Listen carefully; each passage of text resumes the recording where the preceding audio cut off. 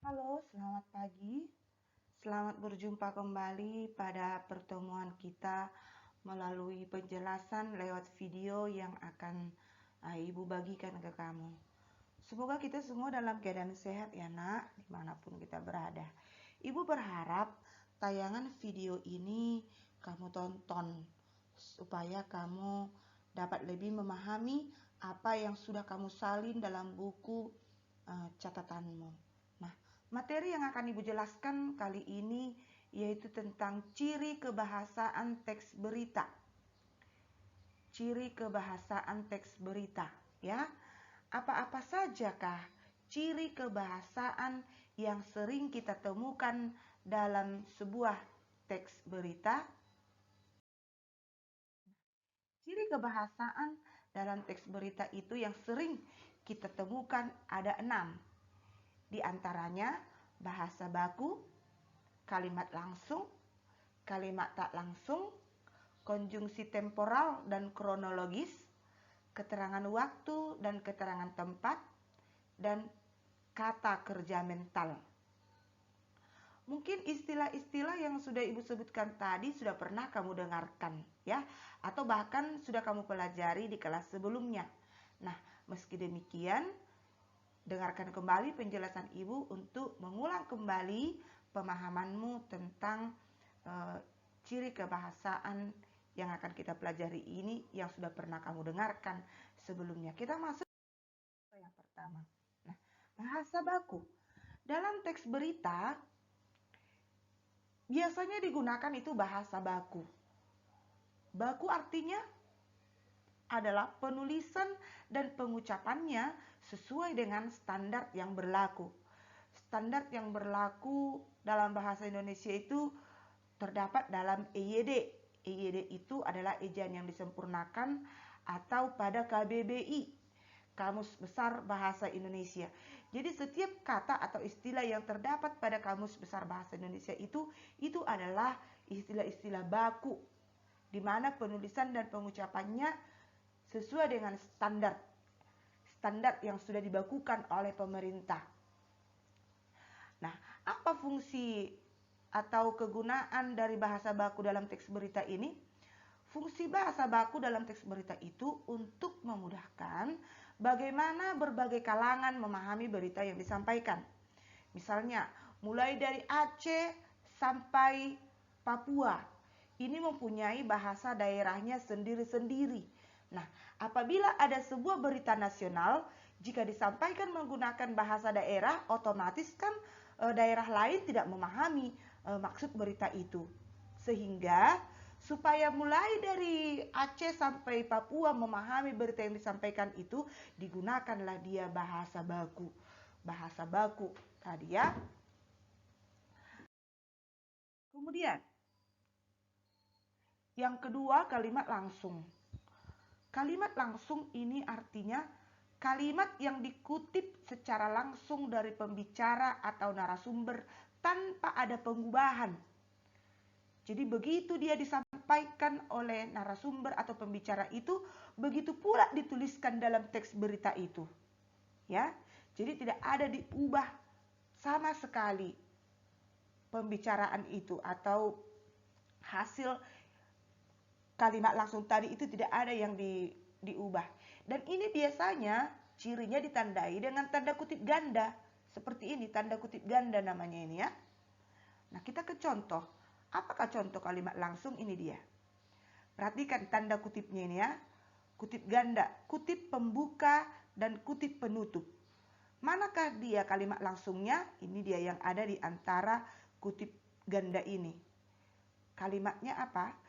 Jika tren kasus terus mengalami penurunan, maka 26 Juli 2021 pemerintah akan melakukan pembukaan secara bertahap. Ujar Jokowi, ya. Jadi, kalimat langsungnya tadi ini dia. Jika tren kasus terus mengalami penurunan, maka 26 Juli 2021 pemerintah akan melakukan pembukaan secara bertahap. Itulah dia kalimat langsungnya. Dikutip di secara langsung. Dari siapa itu dikutip? Atau siapa yang mengatakan kalimat langsung tadi? Ini Jokowi. Pak Pak Jokowi maksudnya ya. Jadi kalimat langsung ini tidak ada yang diubah sama sekali. Dan perhatikan, apabila ada seperti ini di dalam teks berita, inilah yang disebut dengan kalimat langsung. Ya, sekarang kita masuk ke yang ketiga, kalimat tidak langsung. Kalimat tidak langsung itu kebalikan dari kalimat langsung. Apa itu pengertian kalimat tak langsung? Kalimat tak langsung ini kalimat yang melaporkan atau memberitahukan perkataan narasumber. Ya. Dan biasanya ditandai dengan konjungsi bahwa. Ini ditambahkan ini. Jadi kita melaporkan, maksudnya di sini kita melaporkan atau memberitahukan apa yang diucapkan oleh si pembicara tadi kepada orang lain. Ya. Nah, contoh. Tadi kan ini sudah di kalimat langsung tadi kan sudah Ibu kasih satu contoh. Nah, kalimat langsung tadi Ibu ubah dia menjadi kalimat tak langsung. Jadi begini dia bunyinya. Jokowi mengujarkan bahwa, ya, ada penambahan kata bahwa. Jika tren kasus terus mengalami penurunan, maka 26 Juli 2021 pemerintah akan melakukan pembukaan secara bertahap. Dan ini diakhiri tanda titik ya. Ini maaf nih, Ibu lupa membuat tanda titik di sini. Ini harus diakhiri dengan tanda titik. Dan dia dari kalimat langsung tadi sudah menjadi sebuah kalimat berita dia ini. Inilah dia yang disebutkan dengan kalimat tak langsung, ya. Ibu tadi ada silapnya ini, tidak Ibu taruh di sini tanda titik.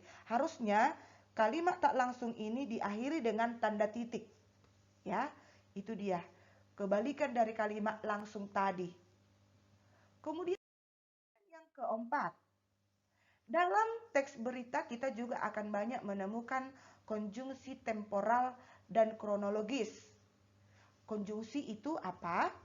Konjungsi itu kata penghubung atau kata hubung.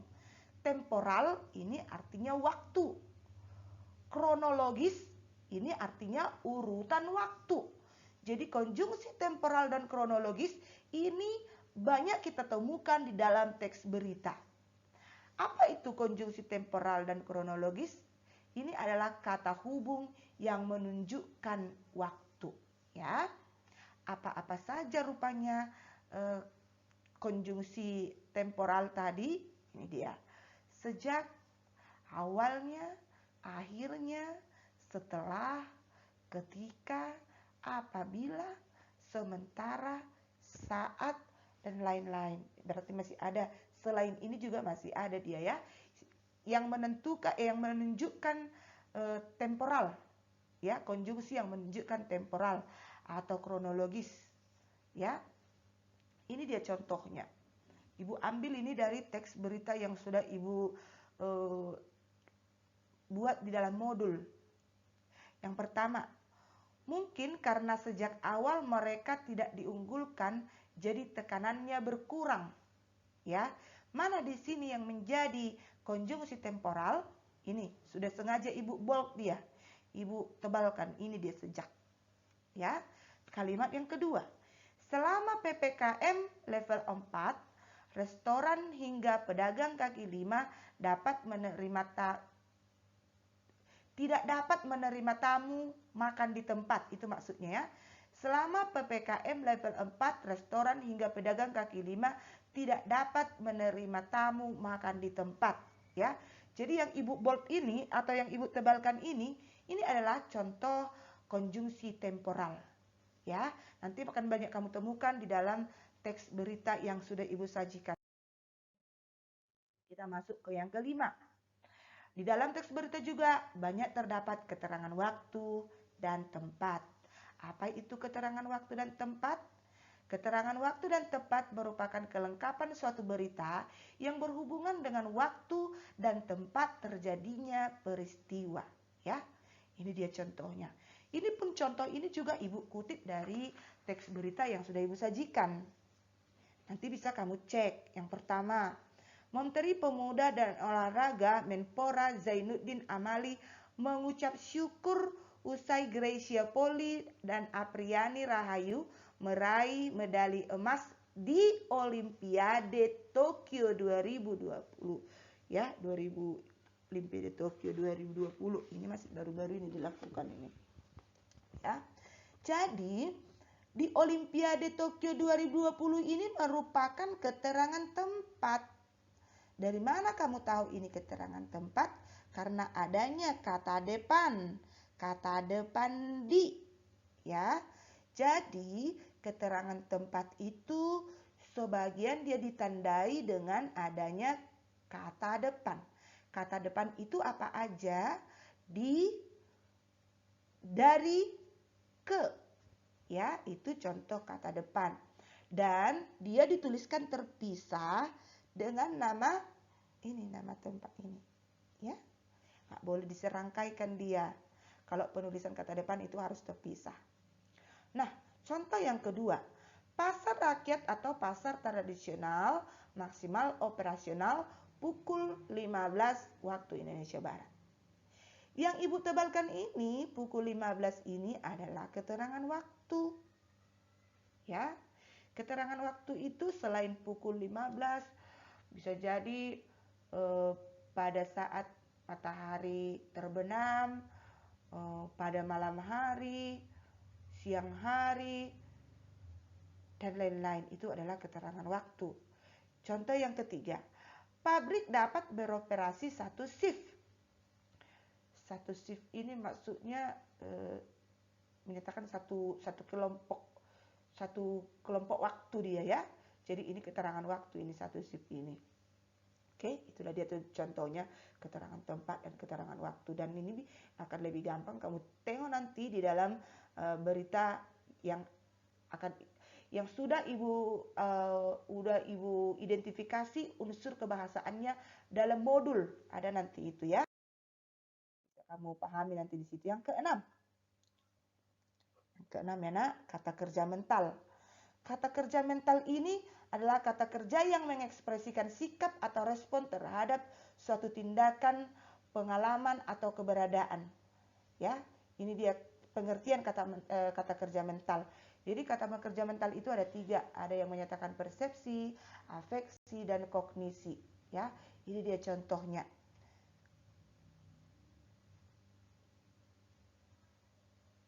Wow, ada kesalahan ini.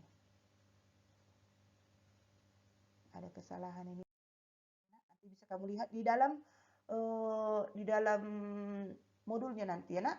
Oke, nanti ada contoh di dalam modulnya itu tadi Ibu lupa edit.